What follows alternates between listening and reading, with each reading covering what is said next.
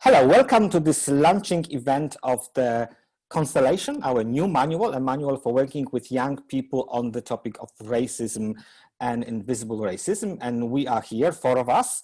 My name is Darek. I come from the Association for Children and Young People, SZANSA in Poland. Maybe we introduce ourselves. Vladi. My name is Vladi. I work with Pro-European Network, which is an organization based in Bulgaria. Silvia. I'm Silvia and I'm working for REDU, Rete Educare Diritti Umani, that is based in Italy. And Thea. Hello everybody, my name is Thea. I'm coming from Lorca, Spain, working at Cazalla Intercultural. We are very excited to present you our new manual that we have worked on for kind of couple of years. It's like 3 years that actually we've been developing this manual. So it's the result of the 3-year-long project, which is called STAR, Stand Together Against Racism, where we tried to develop different methodologies and approaches to work with young people on the topic of racism and invisible racism, and also a lot of other topics like hate speech, discrimination, and so on. So actually in this manual, we put all our experiences that we got in the project. The manual we developed can be actually used by people who work with young people. This is like a general thing. Of course, we had in mind a particular profile of people. So we meant basically trainers, facilitators, educators, and youth workers who actually have the space to work on the topic of racism, who already work on the topic of racism and also invisible racism, but also those who would like to start working on racism and invisible racism and topics like hate speech and discrimination. So we thought that this would be the target group for the manual that we have actually developed. Manual has a very simple structure. It's actually divided into 3 main blocks. The first block introduces different topics that we have dealt with in the project and also we are dealing with in the manual. Then we also would like to present you different tools or propose you different tools that we actually developed throughout the project. So they are our tools that we developed and use throughout the project when working with young people and also people who work with young people. And in the end of the manual, you will find a description of different approaches that are kind of transversal approaches that we used throughout the project, such as community work, peer education, mainstreaming anti-racism, empowering and engaging minorities. In the end of the manual, there is also a glossary of different terms that we used in the project. So to make it easy for you kind of to understand what we actually meant when we introduce different topics and different concepts. So this is the general structure of the manual. But now I would like to tell you a little bit in depth what actually you can find there and actually motivate you to use the manual with young people. Vladi, can you say a few words about what are the topics that we have dealt with in the manual? Yes, as you said, Derek, we also tried to provide a bit of theoretical framework on the concepts that we deal with because we believe that they would be very useful for teachers, trainers, educators that work with young people to really be able to make a meaningful process out of it. In the manual, we have provided different chapters for different topics that we find important to the topic of racism. Some of them are a bit classical, meaning that you can also find them in other manuals that already exist, produced by the Council of Europe. And these are the topics of prejudice and stereotypes, topics on hate speech. But we also add a couple of topics which I think make our project quite specific and a bit distinguished from other initiatives that exist around racism. And these are the topics on invisible racism, power, and dealing with emotions. I will just take a couple of seconds to talk about each one of them because I think they really have an added value on our project and the tools that we offer. So as you mentioned already in the beginning, our project is trying to counter not only racism, but also invisible racism. And in our manual, we take the time to describe what this actually is because it's still not very well known. It has different terms. You can find it as covert racism or subtle racism. We took the word invisible racism, and it actually refers to things that are still racist. They come from a racist place, but they are so normalized. They are not sanctioned. They're considered quite normal, and no one really pays attention to it, which makes them invisible. We don't sanction it. They are usually very well rooted in our culture as well, which makes them kind of difficult to distinguish. But from the perspective of people from minorities, they are very frequent.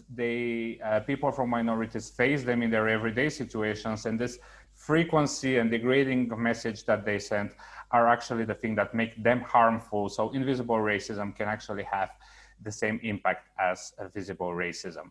The other thing that we pay attention to, and people can read about more in the manual, is how racism relates to power. We actually start from the quite famous, particularly in the US, formula that racism equals bias plus power. And this is what we really try to focus, that racism is not just that I have stereotype and in my interpersonal relation have bias towards someone, but it's actually a very much bigger systematic problem that shapes the way our society works. And that's why it's really important that we always try to analyze power relations in different situations. And this is one of the ways that we can actually establish if something is racist or not through analyzing the power relations between the groups or the groups that two people come from when they are in a situation of, in a racist situation.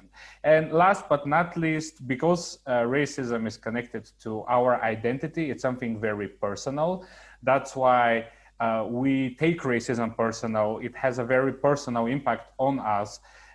This is why we also thought that it's very important that we work with emotions, so that young people that we work with are much better equipped to recognize, name, and handle their emotions whenever they face situations of racism, become victims of situations of racism, or even when they're actually perpetrators of racism and they're confronted about it.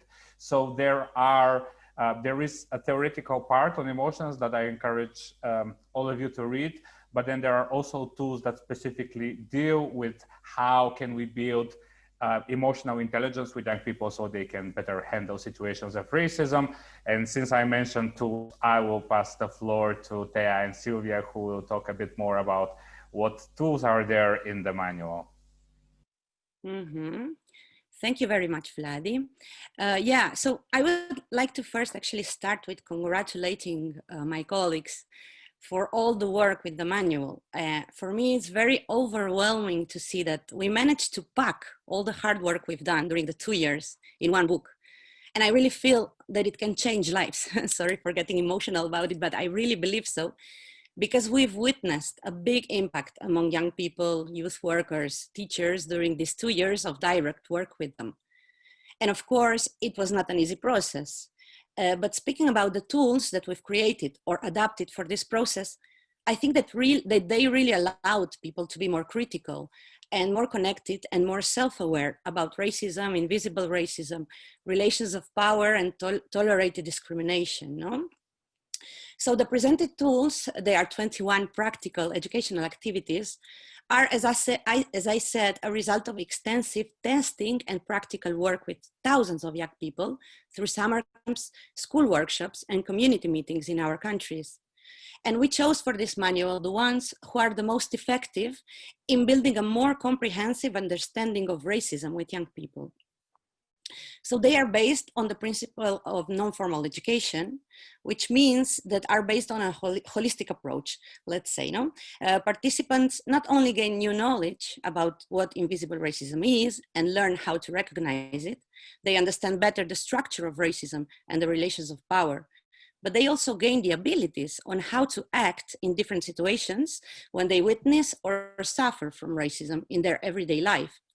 Many times they are as well invited to put themselves in the shoes of a victim of racism, where they can develop empathy and a deeper comprehension about the consequences of racism. So in the manual, they are described in a very clear way, so that anyone who would like to try them has a step-by-step description on how to do it. We did not want to frame them too much in terms of number of people in the group, time frame, etc., to give more freedom to trainers and facilitators to select the tools that would serve better to their specific situations. And as well, they're suitable in different situations and to different time frames, meaning that they can be done as a specific 1-hour session in school or as a continuous learning process within a summer camp. And finally, I would like to mention that the tools presented are action-oriented, which means that while young people learn and discover about different concepts, they also get to know on how to act further. So they are encouraged to get involved in anti-racism in their daily lives and reflect on how they can take their learning achievements further. So they learn how to build the supporting networks with their peers and key adults. They learn how and where to report racist acts, etc. And the tools are very diverse in terms of methodology and approaches. And this is where I would like to invite Silvia to explain a little bit further about this. Thank you, Thea. And to start introducing our tools that, as you said, we experienced in our workshops and also in our community actions. Actually, the tools you find in the manual are very diverse. You may find activities that are related to individual awareness. You may find the working groups activities. You may find activities that are using images. And in that case, I would like to underline that we have realized specific images for our manual and for our activities. You may find also activities that relate to art. For instance, you may find activities that are using theater.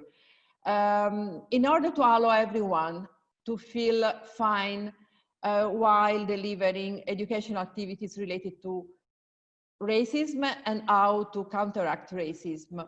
As Thea said, we were using non-formal education principles in our activities, but we would like to underline that every kind of activity you find in the manual can be used both in non-formal setting and informal setting. And the fact that these activities are described very simply, I will say, and easy to use, is allowing you to find a way to realize them, to adapt them to the context in which you work, and especially to the needs of young people you are working with.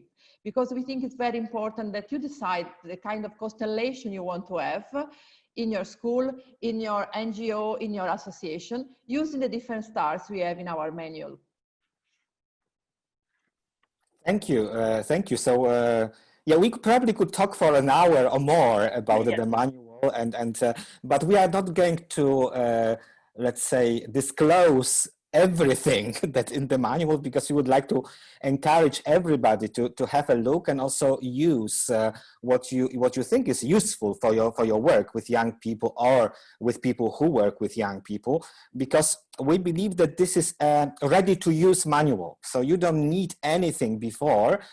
You just jump into the book or into the electronic copy of the manual and you start using it. As Vladi said, I think it's important to start a little bit with, let's say, updating yourself with on different topics that we've used in the manual, because some of them might be new or might be slightly differently worded than maybe you have encountered before. So we ask you to actually start with it to see what's our understanding of different topics that we are actually using throughout the whole manual and in the activities, which are very practical. As my colleagues Silvia and Thea said, they are very easy to follow, because it's not only simple language, but also the format they are presented in. It's very easy actually to be implemented right from the start. And you will find everything in the manual. You don't need anything else. You don't need to go beyond it. Of course, it's important to go beyond if you want to know more.